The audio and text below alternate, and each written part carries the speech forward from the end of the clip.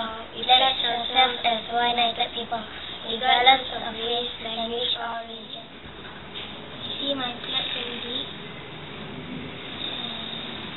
The pledge is an oath of my allegiance to my country. When I say the pledge, I clench my fist and put it near my heart to show my loyalty to Singapore. The pledge was written by the late Mr. Rajaratnam in 1960. He said if we believe in the pledge, we could put aside our differences and be united as a country. Proud to be a Singaporean. Happy National Day, Singapore.